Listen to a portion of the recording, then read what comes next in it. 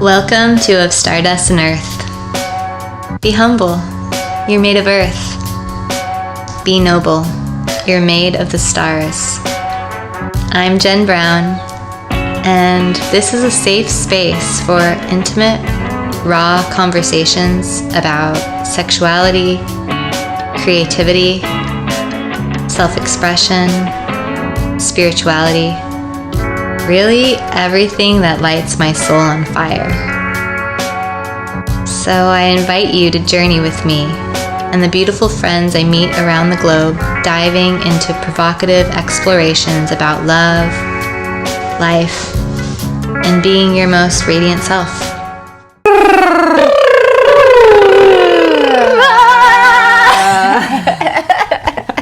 Can go in our bloopers. Totally.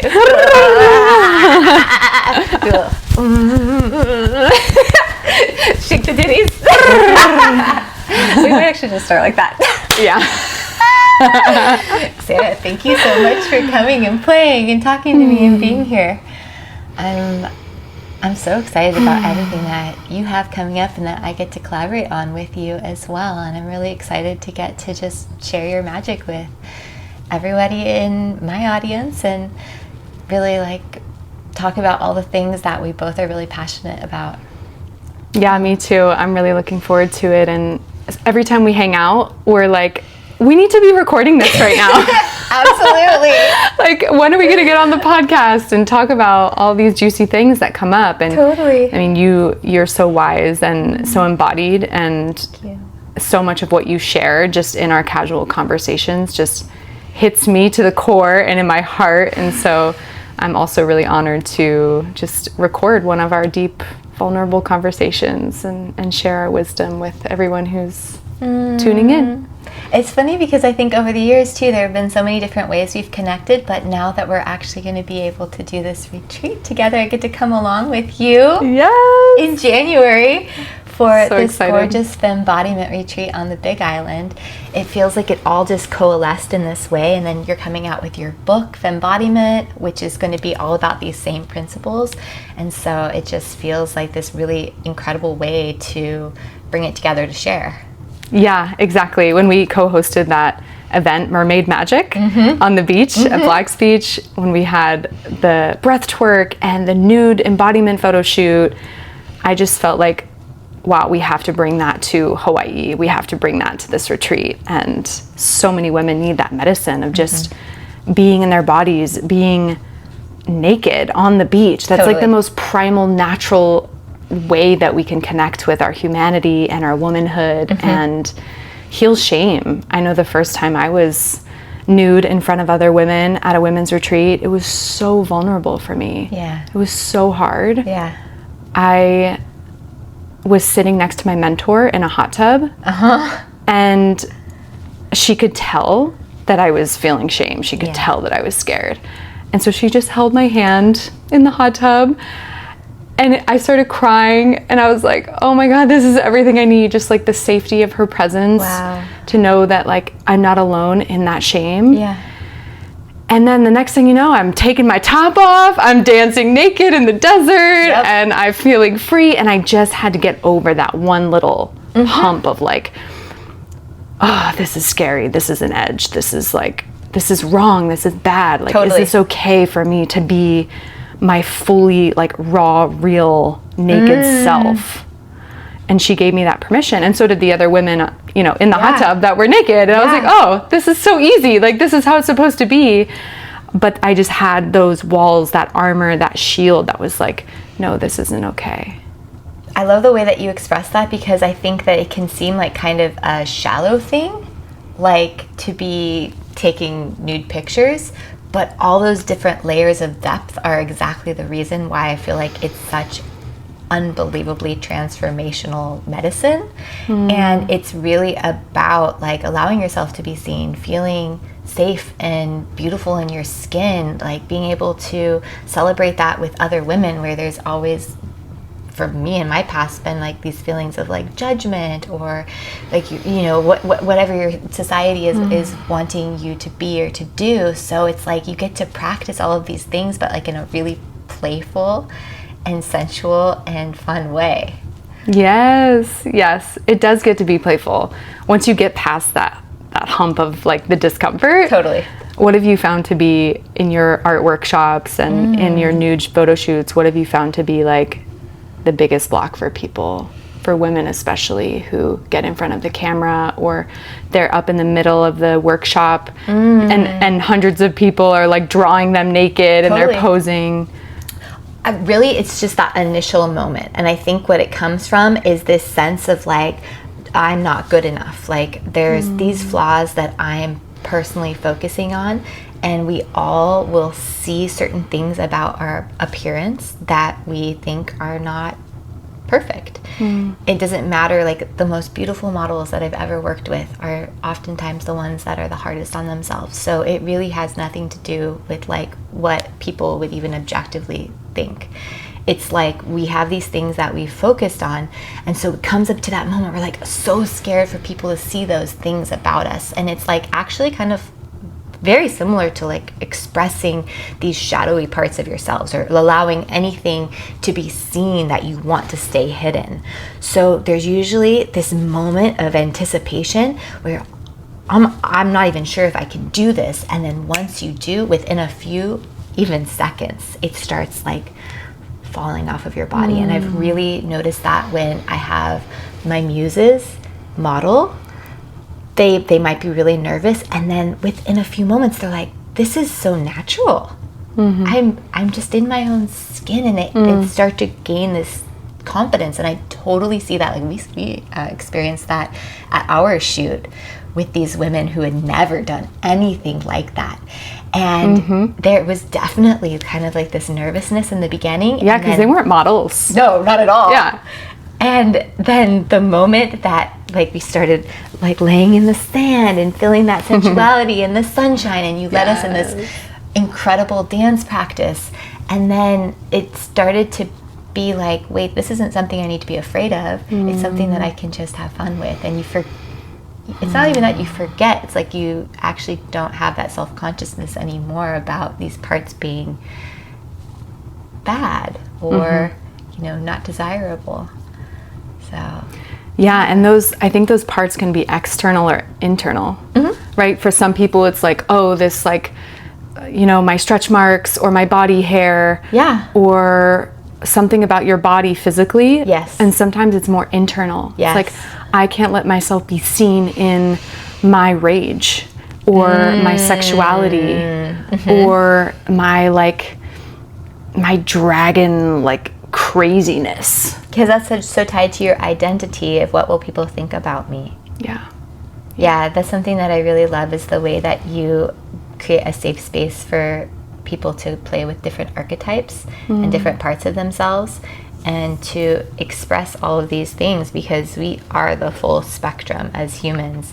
And even though we might want to appear as just like sweet and kind and like we've got it together, it's like, yeah, we have all these other parts too that are like dark and erotic and, like you said, rageful and maybe sad, like whatever it is. And those are all beautiful expressions of being a human too.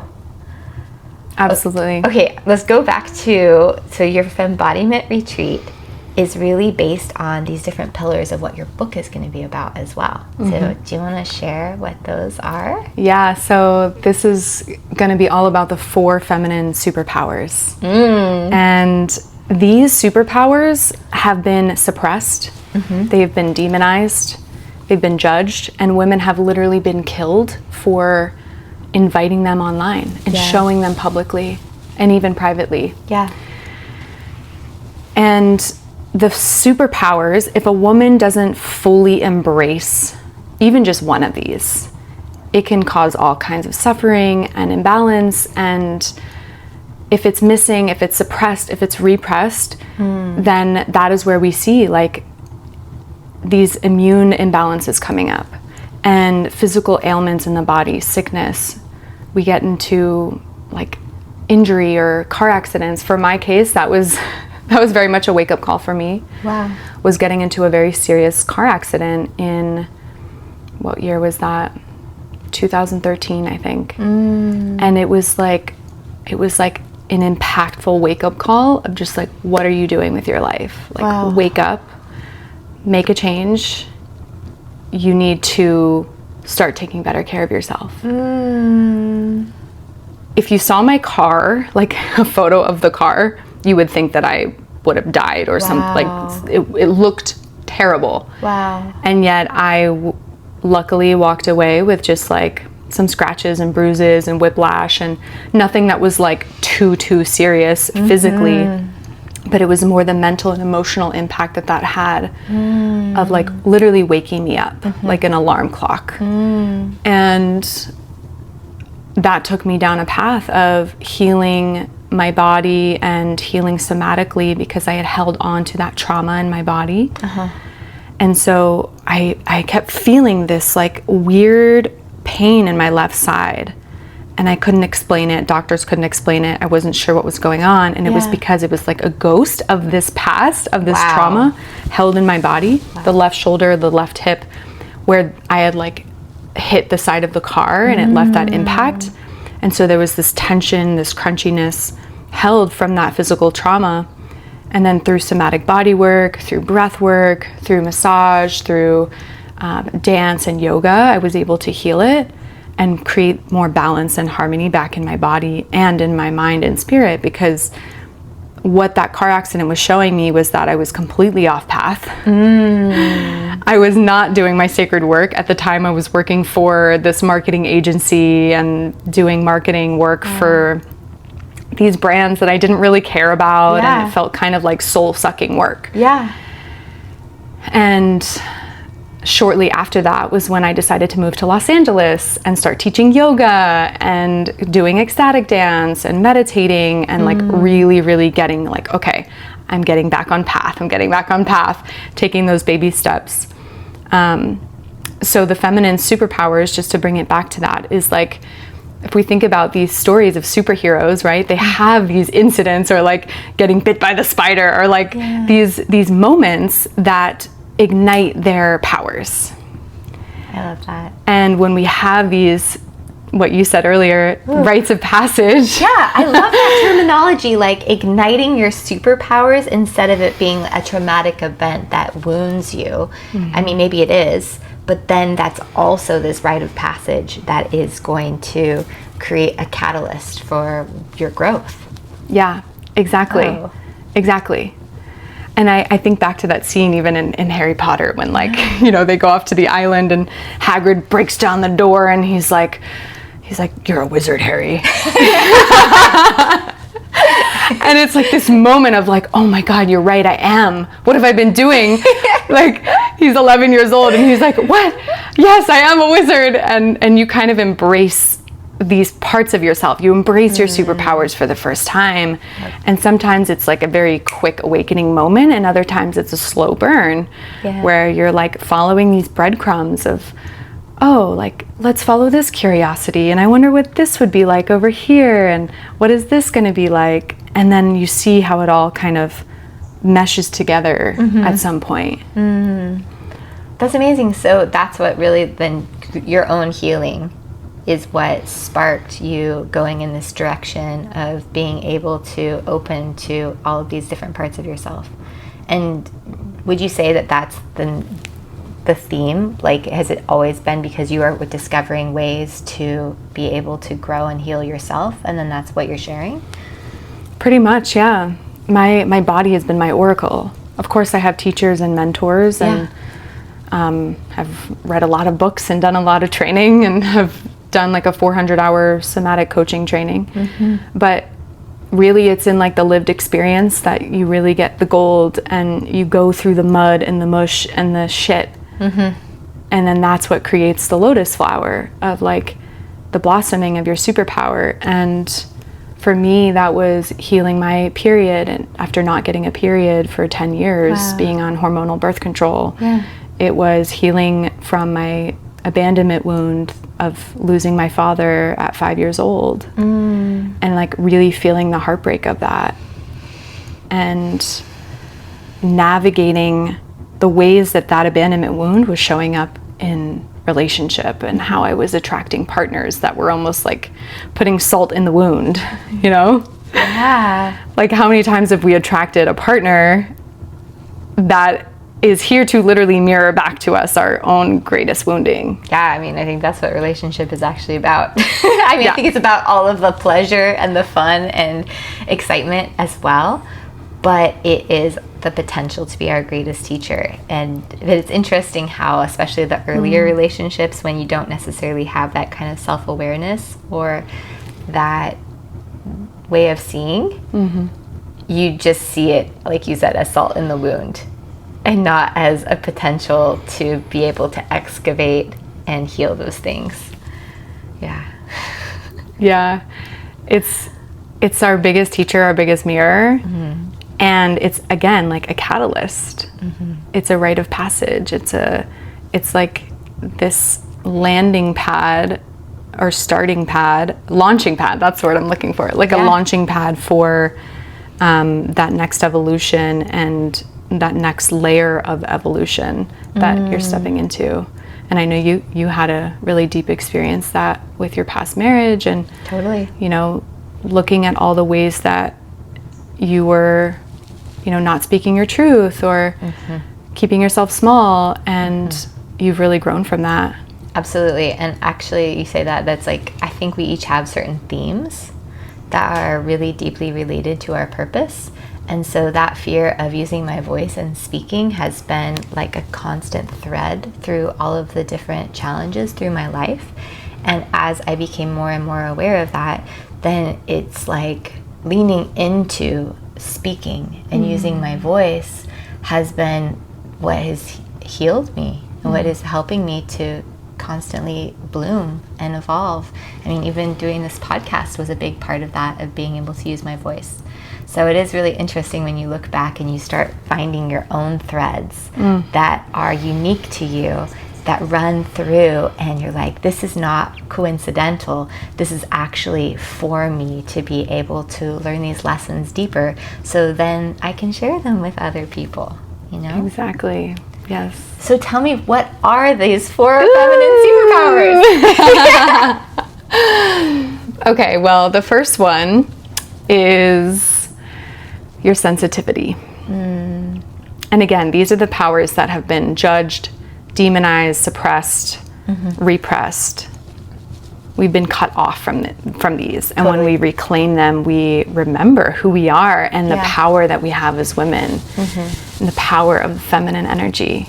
So our sensitivity, for so long, many of us, especially as little kids, we were been told, you're too sensitive, or just suck it up, or get over it.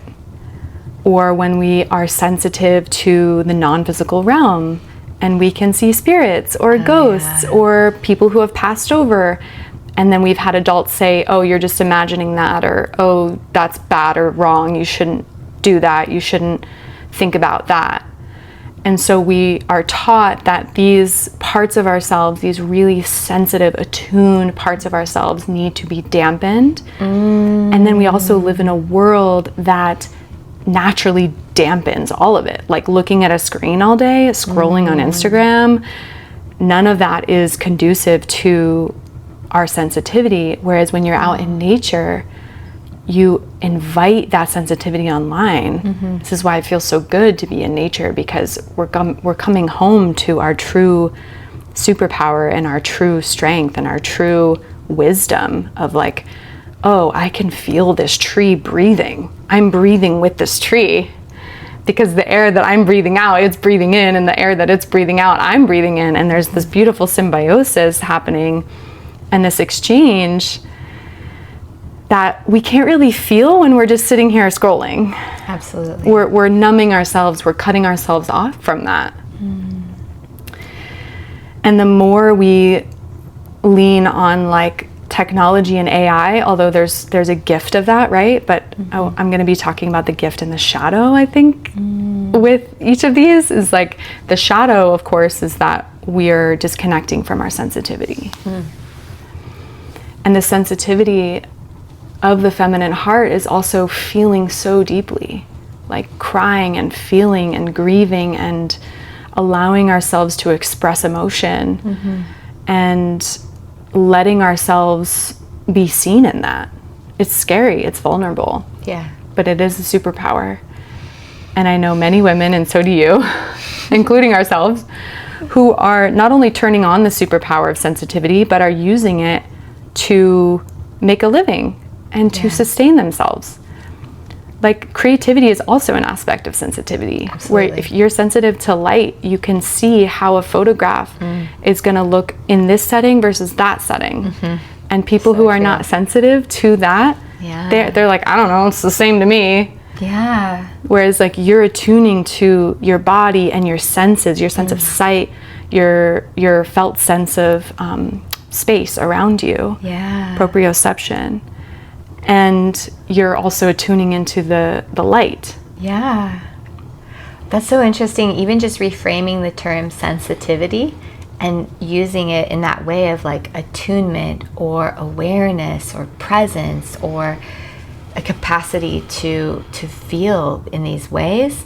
Because you're right, sensitivity can have this negative connotation, especially when it's used against us, and then you have this feeling of like, oh, I don't want to be perceived as being too sensitive. But really, it's what gives you all of the information. So when you're shutting yourself off from your sensitivity, you're not able to tap into your intuition in the same way. You're not able to see the nuances that other people maybe don't see. I love that reframe.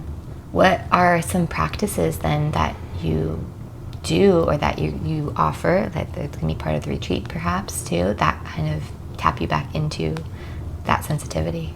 Being in nature, being surrounded by nature, listening to the birds, feeling the wind on your skin, because we are nature. Like our bones are like the tree trunks, and our blood is the waters of the earth, and the air that we breathe is like the wind, and the fire that exists as an element, like this beautiful fire that we have. This is like our passion and the electricity that runs through our bodies that keeps us alive.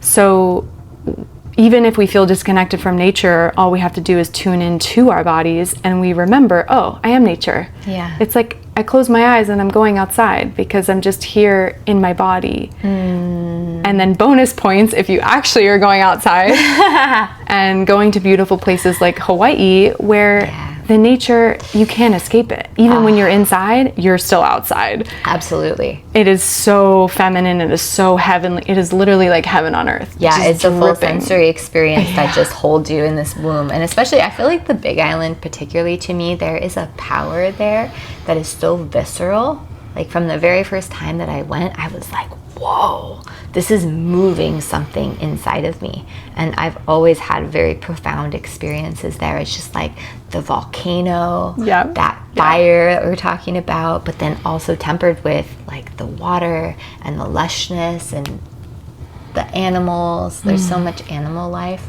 Even turtles, the sea turtles that will swim with you. Yes. The wild horses. Yes. Yeah. So magical. And the goddess Pele, the goddess of fire and volcanoes, is fiery and fierce and powerful, and she lives and dwells in that volcano on the Big Island, which is still very active. And so you can feel that power from under the ground. And a lot of what we're going to be doing at the retreat is like channeling that, working with her energy with respect and reverence, bringing offerings, singing to her, visiting her. Yes. And like bringing that energy into what we're creating in the world. That passion and that fire, and like reigniting that spark. I'm so excited. I love that. Yes, me too. Okay, so second one then. First is sensitivity. Okay, yes, I mean, we could do a whole episode just on sensitivity. Okay, so the second feminine superpower is your sexuality. And our sexuality, as you know, and as you've talked a lot about on your podcast, has been completely shamed, demonized, judged, repressed. And when we fully embody our sexuality in a healthy way, and that looks different for everyone, we remember that in our natural essence, we were made from sex. Totally. And sex is nature. Like, we would not exist if there wasn't an orgasm. Yes, exactly. I mean, the Big Bang Theory is like a giant orgasm. Totally. And if we ignore and deny our sexuality, it just comes out sideways, or it doesn't come out at all, and then we're repressed, and then we get sick. Yeah.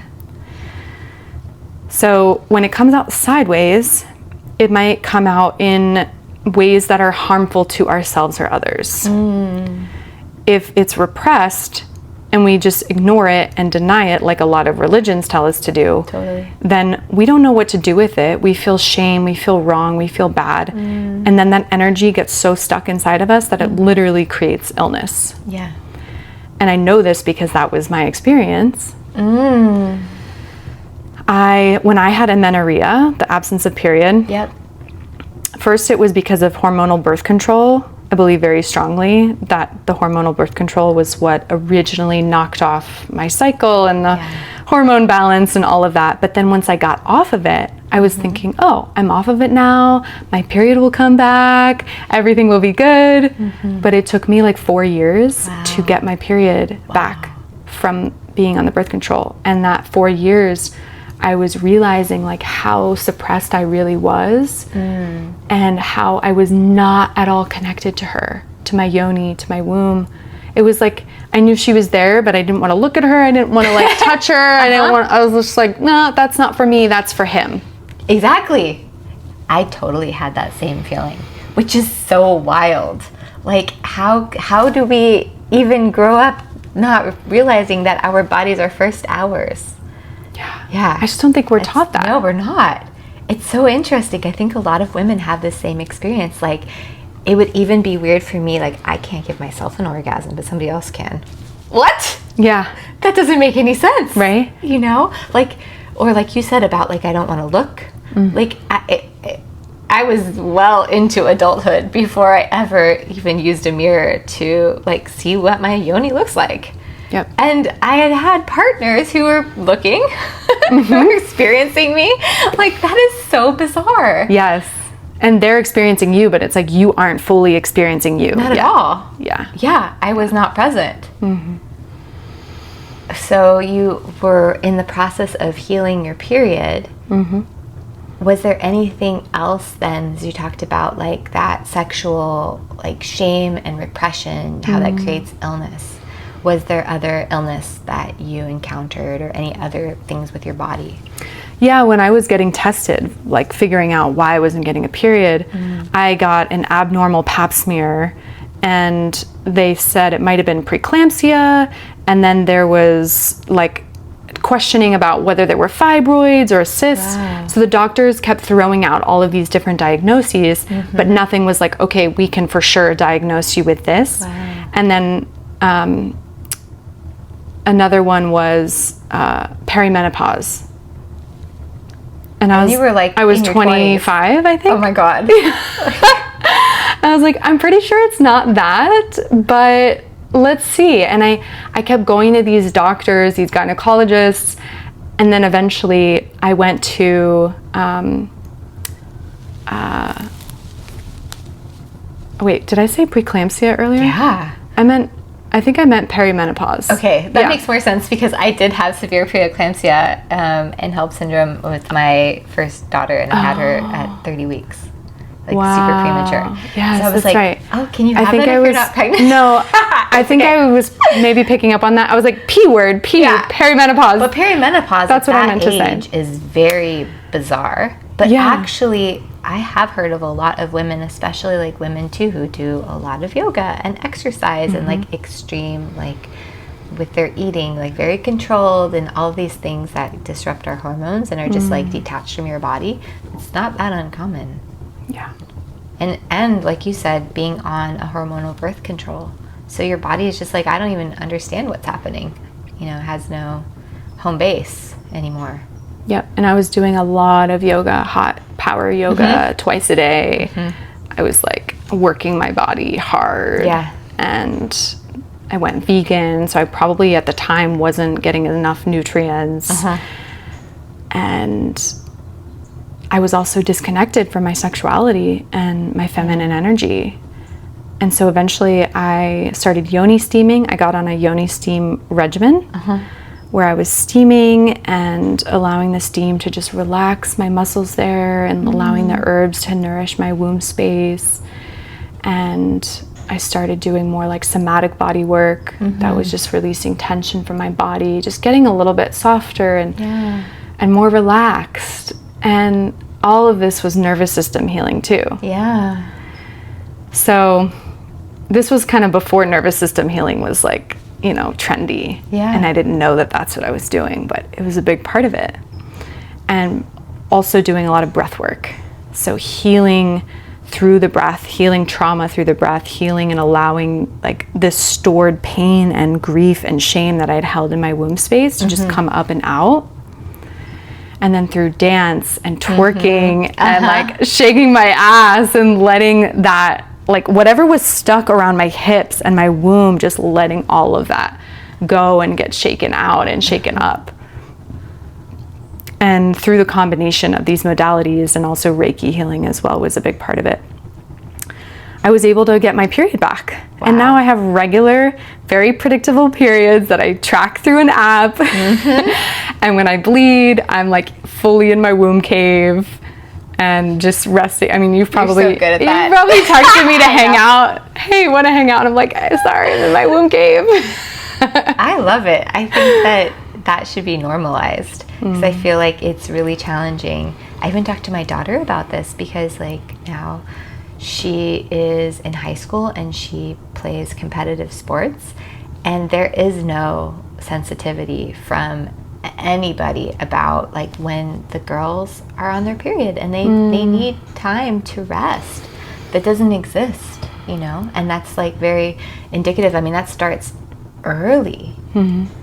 And then that's what we're expected to be doing, like our whole lives, you know. You just show up for work, you do all the normal things that you're supposed to, but really it's actually like so detrimental to our long-term health and just like our mental health as well. Absolutely. Okay, so you were saying that these processes, these different practices really helped you to heal your period. How did it also impact then how you were feeling about your own sexuality and maybe even in partnership or in relationship with other people? Great question. The impact on that? So once I finally got in touch with her, mirror work and self-pleasure and massage and yoni mapping, I started reconnecting with like my root, right? Like my foundation of who I am. Like that is literally the root and where we derive pleasure and creativity. And so for me, that was coming online to this part of me that was attracted to other women. And that had always been there. And from like when I was a little girl, having sleepovers with my friends and experimenting and playing and you know, exploring each other's bodies. And I think that's such a natural part of growing up that we don't really talk about because it's taboo and maybe we have shame around it. And I certainly had shame around that too, was questioning, you know, is this okay that I explored this way? And a lot of my womb healing work has been about like reclaiming this erotic innocence, that it's so innocent. I love that, erotic innocence. Yeah. That's so beautiful. Because it really is. Like when you think about like, I mean, and you're a mom, maybe you can speak to this too, but it's like kids, they start exploring their bodies at such a young age, and they have so many questions. And so we need to give them answers and to give them empowered answers in ways that are like empowering for them to understand their bodies and to understand that exploring their body isn't wrong or shameful or bad, but it's like a natural part of being human. So for me, I realized, oh, I also like girls. That's okay. Let's have fun with that. So I started exploring that side of myself. And even though I'm very much in a happy, committed relationship with a man right now, I also know that there's this part of me that is attracted to other women, and I'm letting that be okay, and not needing to like put myself in a box or even give myself a label, but just to exist as I am and exist that like I'm in love with this man, and in the past I've also explored with women, and that's okay. I love that. And I think that like we are much more fluid than society would like us to define ourselves. And it comes back to that same thing of like being afraid of like, what will people think, or what is this label? Because like whatever it is you say you are then comes with this preconceived package of what people are going to think. And it's like complete bullshit, right? Because really probably most people have attraction to all different kinds of people. And that's beautiful because we're all humans. Yep. You know, and it's like if you're with the mirror too, each person is mirroring back something different to us. Each person we're drawn to because of chemistry, that I believe like we have chemistry for reasons other than just sex as well. Like we'll experience chemistry, and if we get curious about it, maybe it's because we're supposed to create something together, maybe because we're supposed to have like a deep friendship, maybe it's because you're going to come together and heal something. And so rather than making yourself wrong for feeling this electricity or spark with whoever it is, like being able to be curious and open to that's been huge for me in my life. Because even this idea of like, what if say you are in a committed relationship like you are, can you have male friends? You know, a lot of society will tell us like we're really not supposed to interact in these different ways. Yeah. But when you start getting curious about, why am I drawn to people? What is this? What is life bringing me this person for? You know, like I've always felt like that with you since the time we met. I'm like, I need more of Sarah in my life. Yes, I felt the same with you too. And I love what you said, like follow the electricity, follow the spark, because sometimes yes, it's romantic or sexual, and other times it's like you are meant to co-create something or to bring a vision to life. Yeah. Like us collaborating on this Fembodiment retreat. Exactly. Like somehow, some way, our energies and our unique experiences are coming together to create a space that will be deeply healing and empowering and nourishing for a lot of women. And it's something that hasn't been done before. Yes. Oh, I'm so excited. Okay, what kind of practices specifically would you use then to tap more into your own sensuality, sexuality? BreathTwerk! Yes! Oh, that was like one of the first things when I first met you that I did, and I was like, this is incredible. Yes, it was at Jenny's house, I think, right? Yeah. Yeah, so BreathTwerk is a combination of breathwork and twerking. We also bring in a little bit of vocal toning, sometimes roaring like a lion, sometimes like crawling on the floor. It's very much an embodiment practice combined with energy work and connecting to spirit. So it is where like sensuality meets spirituality.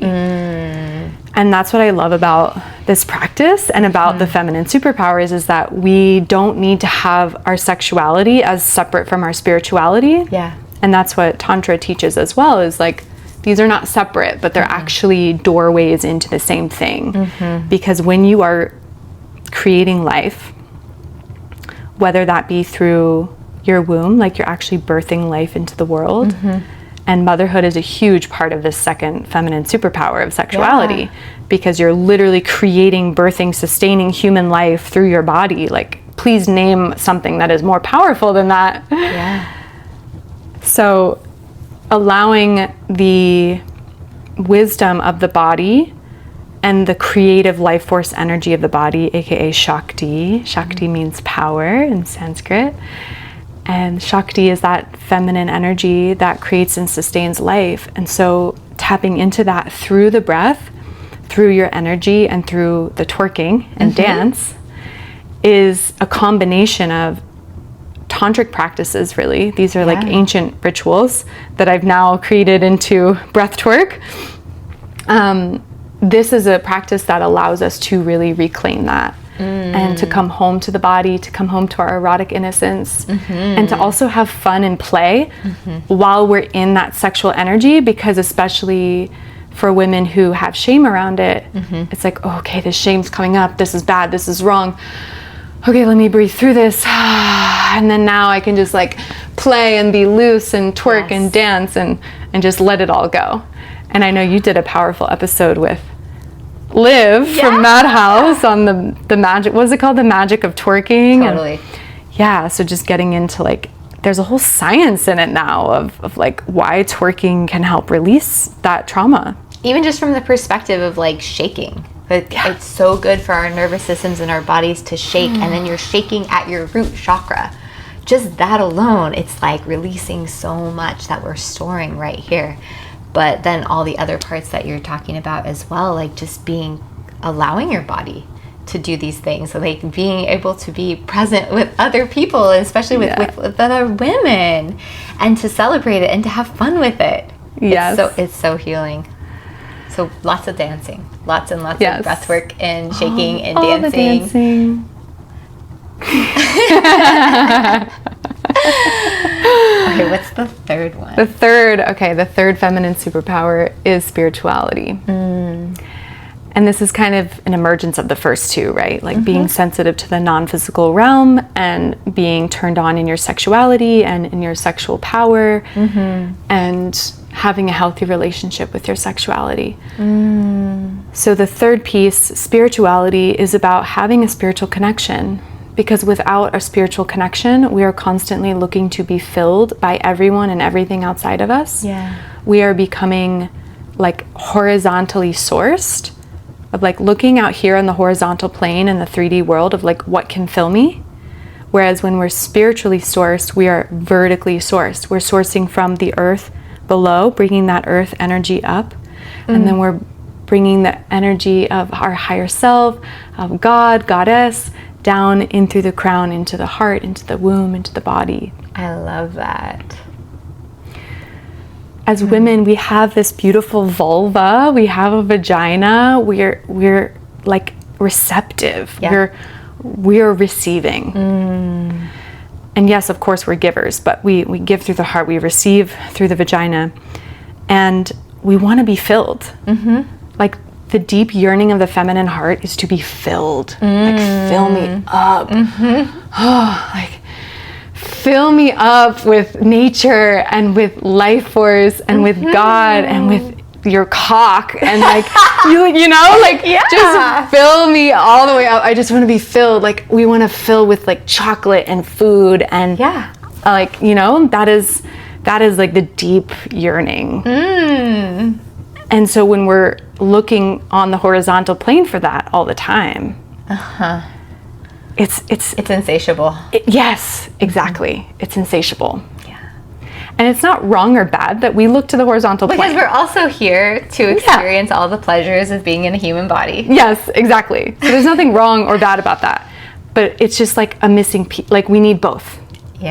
We need the vertical resource and the horizontal resource so that we can be like whole 360-degree spheres of energy and presence. Integrated wholeness. It's so interesting too, because when you think about it that way, it's like a no-brainer that your sexuality is so connected to your spirituality. If you're thinking about even just your chakra system, like why with the root chakra versus the crown chakra, why is one, you know, allowed and okay and the other was not? Like they're all a part of us that's like equally important. And even the fact too that like our yoni anatomically looks the same as like your throat, like on the inside, and so we have these different parts that are connecting but that really have this similar design and purpose. That just reminded me of what you were telling me, what we were talking about on the beach the other day was this like indoctrination into non-dualism and into meditation and some of these schools of thought and spirituality, which are not bad or wrong, and I fully embrace a lot of them, but some of them cut us off from the body and they say we need to transcend the body. Totally. We need to leave the body behind. We need to escape this human life and we need to, you know, ascend to the higher realms. Yes. And I would love to hear you speak to that again, because you just shared a lot of wisdom about like how we need to embrace all of it.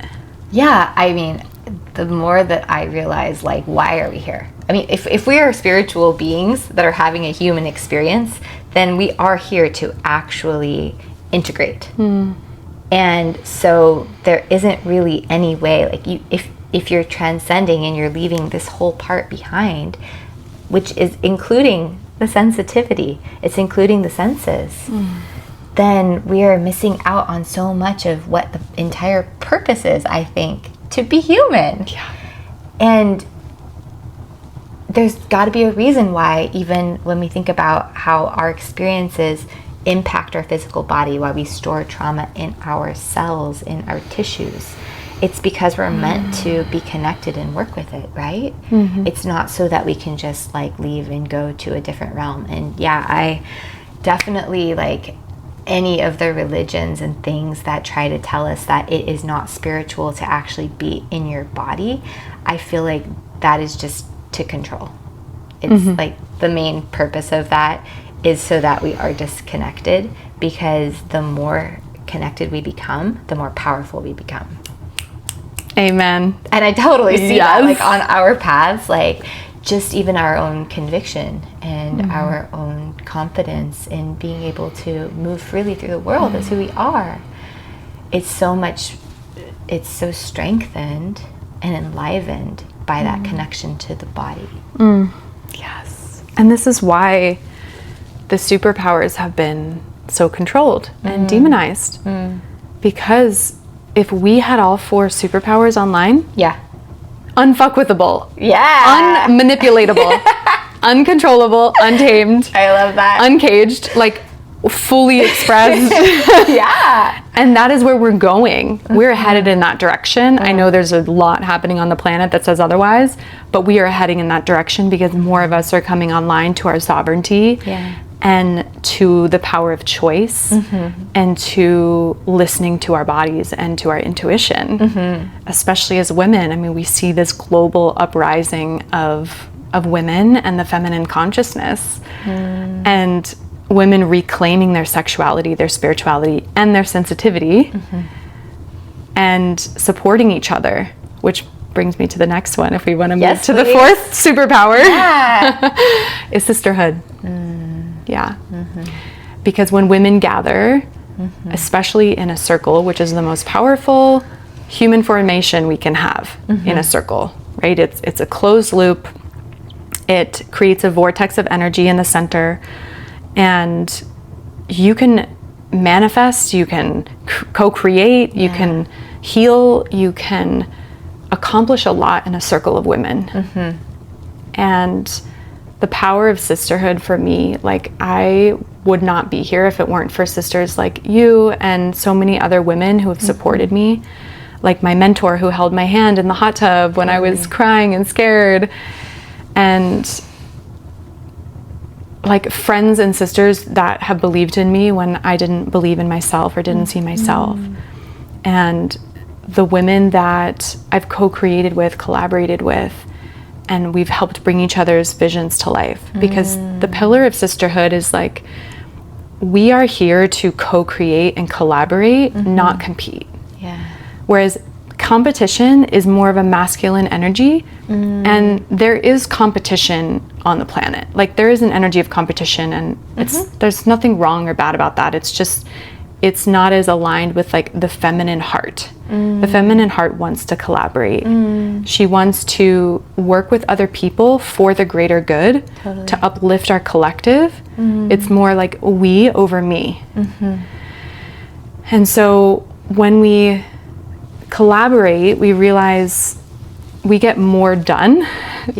Like as a group, but also it's not so much just about like how can I get ahead, but like how can we really create something that's different and beautiful and is going to make a change and a difference. And then another aspect of this is like the sisterhood bonds of supporting mothers and supporting other women, because we need each other, and we need to uplift mothers, and we need to uplift women who are doing it alone, and we can't do it alone. No, and it's not fun. The thought that I was having about the competition versus collaboration is the competition mindset, I think, always comes from this root in scarcity. This feeling that there isn't enough, so I need to get mine because otherwise other people will. And that has been such an incredible shift for me in my own life. Just realizing like there is always enough. There's more than enough. And just because you uplift somebody else, that doesn't mean that then you're not going to have what you need. In fact, it's going to amplify. I think a great example for that for me, when I started out doing photography, I did kind of have this fear of like, oh, there's only so many people who will hire me or jobs.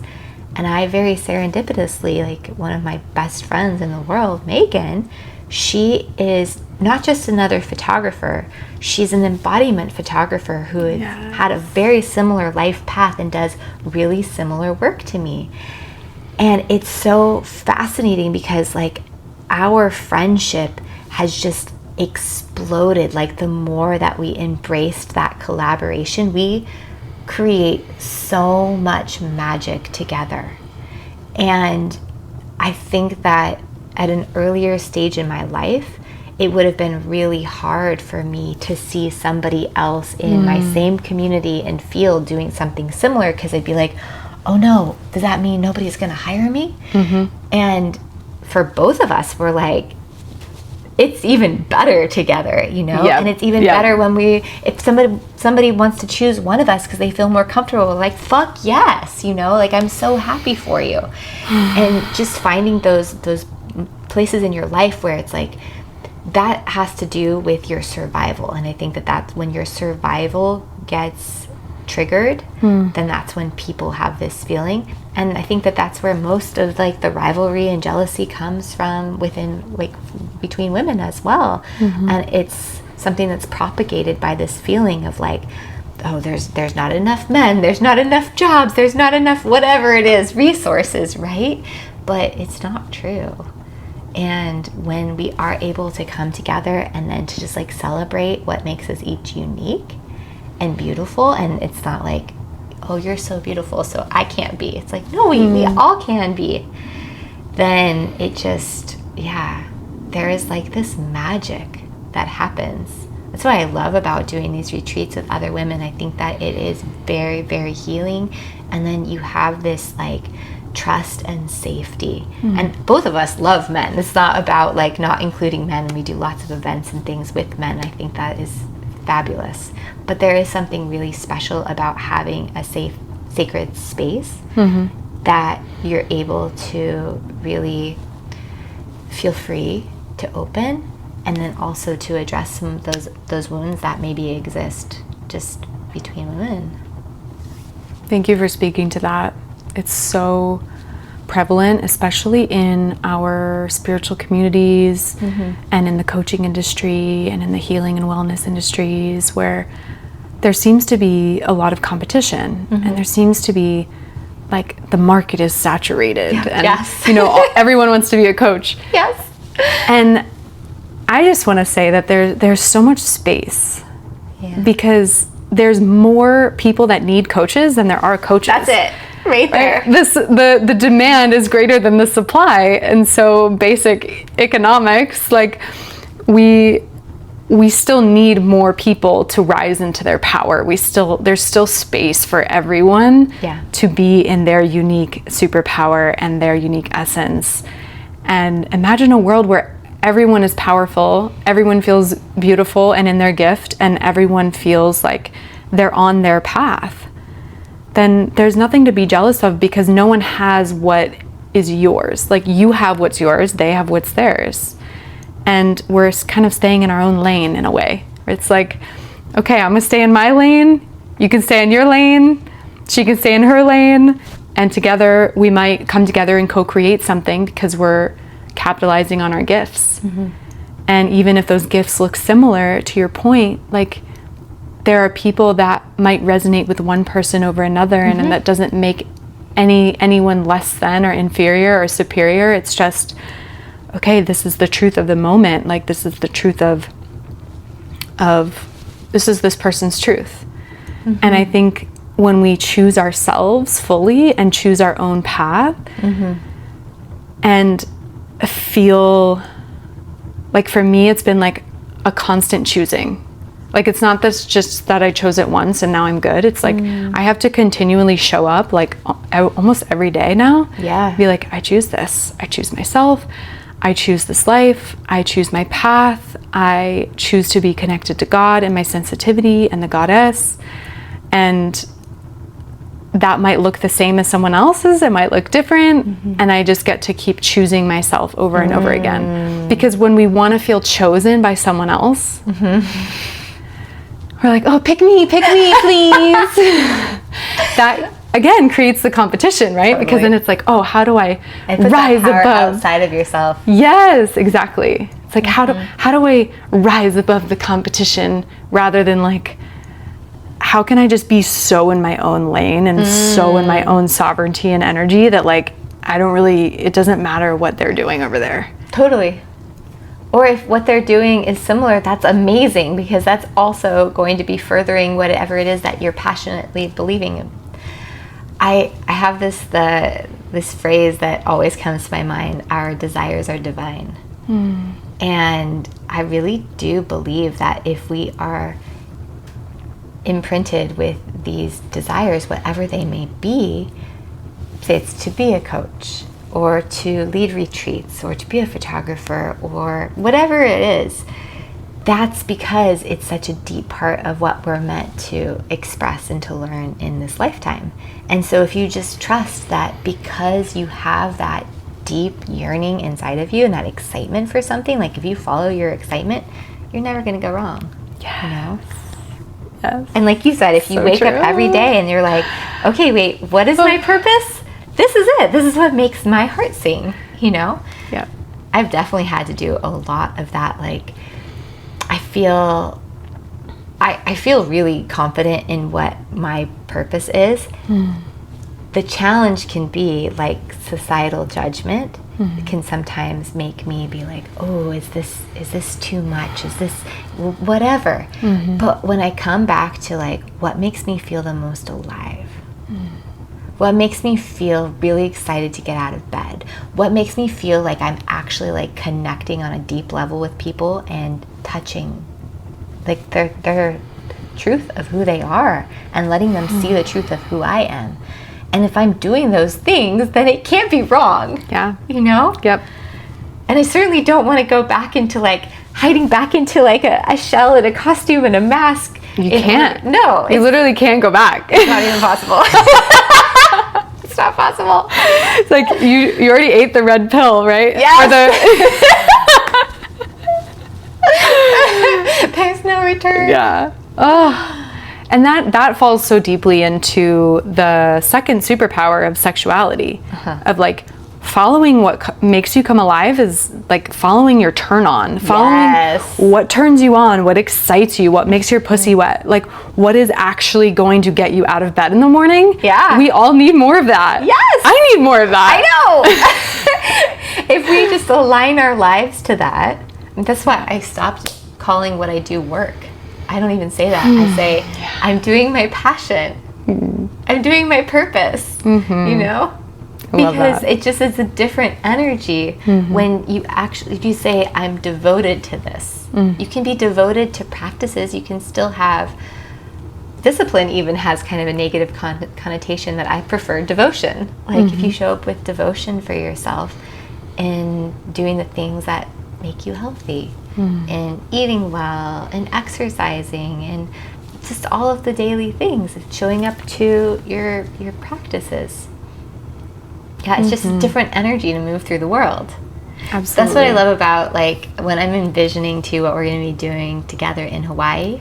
It's like taking all of these different things and you practice it so that then you're able to at the end take it back into your life. Back into your everyday reality, but have new tools so that if you are feeling like in a rut or you're feeling challenged, you're feeling hard emotions, then you have tools to come back to. And you're also able to come back to that experience. Yes. It's like an anchor point where if you're having a hard day or you're feeling like disconnected from your purpose, you can reach into your memory and into the cellular memory of your body, because your body always remembers. Yeah. and you can reach back to that experience in Hawaii and realize, oh yeah, I remember what it feels like to feel safe and held by my sisters and by nature. And I remember what it feels like to feel turned on and safe in my body, to feel that turn on and that pleasure. And I remember what it feels like to feel like big and bold and powerful as I'm standing in the middle of this circle of women as they're all drawing me as I'm posing naked, which maybe we give a little taste of what we're gonna be doing. There's gonna be so many good practices. Yeah, even like then having the memory from that art. And I was gonna say that with the photography too, with doing the embodiment session, I've been really understanding on a deeper level how, you know how you create an action board, a dream board, a vision board. I created one for myself like 3 years ago, and I used images from the first like full nude nature shoot that I'd ever done with Megan. And instead of just having cutouts from magazines of other people, I created this with my own imagery. And everything on that board has come true in the last couple years. Wow. And you cannot underestimate the power too of imagery, and your subconscious like really like looks back at that and it's like, no, that is me. That's actually me. And so it's like this really powerful rewiring that happens of not just like maybe in the future I can achieve this thing, but like I remember what it feels like to be that expressed and embodied. And that's to me like why of course it's wonderful to have beautiful imagery, but on a much deeper level to have everything in your body like experience that feeling, and then to remember that and to know that's who you are, because we're always our bodies are physically always changing. We're never going to stay static. We're not going to look exactly the same that we did. That isn't the point. It's that feeling, that essence, that remembering, you know. And to have a photograph so that you're not just calling on your memory, but you're actually looking at this photograph of yourself, of feeling your most powerfully expressed sovereign self. Yeah, that's so beautiful. And I love that you're going to be offering that at the retreat, to just capture the essence of this wild feminine energy. That's my favorite. Yes. Well, is there anything else that you want to invite in to talk about from either your past experiences or your intention for the retreat? Just anything that you want to share. My intention for the retreat is to create a safe space where women can ignite all 4 of these feminine superpowers. So they're inviting on their sensitivity, their psychic gifts, that empathy, that connection to nature, and they're inviting forth their sensuality, their sexuality, connecting with Shakti through breathTwerk and dance. I'm going to be bringing my DJ equipment, so we'll be getting down on the dance floor, live ecstatic dance, and we'll also be doing some pleasure rituals, which I'm not going to go into right now because they're sacred and secret. Ooh. Yeah, so some pleasure rituals, and we'll also be getting into, of course, spirituality, the 3rd superpower, by connecting with our own sovereign connection to spirit, which could be God, it could be goddess, it could be nature, it could be the universe, it could be a spirit guide that comes online for the first time. So really getting deeper into like, what is that spiritual connection that feels like home and feels like safety. And of course, being in sisterhood, being in connection with other women who are along for the path. They've been on a spiritual journey. Like the women that we're calling in for this space they've already been doing this work for years. And they're ready to just take it to that next level and to be surrounded by other women who are already embodied in their power and who are already like, maybe they're a coach or a yoga teacher or a healer or a photographer or a creative or an artist. And these are already women who are doing their sacred work, but they want to take it to that next level to like really birth a new creation into the world, or to gain that confidence and to just feel inspired again, to feel like that passion reignited, and to just reconnect with other women who are also on the path so that we really feel like, okay, we're in this together and we can all support each other and co-create. There's been so many retreats I've been on where I've either stayed lifelong friends with these women or have co-created with them. And it's just like the magic of being in a portal space for 6 days it's like, you almost like collapse time. It's it's like 6 years could happen in 6 days. Absolutely. And I've had people ask me about this, like, well, what if I'm coming and I don't know anybody? I have been a part of many retreats where I haven't really known anyone. And like you said, they've become some of my best, closest friends that I've then gone on to make many more things with. And I feel like you just have to trust that the right people always come into that container, and also the right mix, the right chemistry of people as well, to make it really special and dynamic and unique. So that's kind of part of the magic of it, is like seeing who ends up there that maybe you wouldn't have spent time with otherwise in your normal everyday life. Yeah, exactly. So you have some things coming up. I know you've been doing some really cool events at Gold, and you have some things happening where people could come and get a taste for all of this and play, right? Yeah, depending on when this podcast gets published, I'm hosting an all-women's ecstatic dance at Gold Meditation in Encinitas on November 8th. And then the next day, we'll be collaborating with my mentor, Chelsea, on Sunday service, which is a breathwork, dance, movement practice. I'll be DJing it. She'll be facilitating her signature process. Is that one down in the park? No, this is going to be at the Journey Space in Leucadia. Amazing. Yeah. I love Journey Space. Yeah, so it's super intimate. We're limiting it to 10 people, all genders welcome. Cool. And that one is, she created a modality called the Space, which is a space for healing, embodiment, breath, sound, movement. It's guided, but it's very much like you are following what's inside. It is a space for whatever you need in the moment. So we'll be doing that. I'll be DJing that practice on Sunday, November 9th, Amazing. The day after Fembodiment on the 8th. The All Women's Ecstatic Dance event, Chelsea will also be facilitating the warm-up for that. Super so we get to collaborate back to back. And you have another one in December too, right? Yeah, TBD, December 6th, I believe. Cool. But we haven't officially launched that yet. And then I feel like there was something else, but maybe not. Yeah, the retreat is the main thing. That's where I'm like pouring most of my energy right now, is just onto the Hawaii retreat in January 2026. And so I'll put the links and everything, but what's your Instagram and your best way to reach you and everything? Yeah, so it's im.saralane, SARAHLANE. Don't forget the dot. There's a period. IM.Saralane. That's my main Instagram.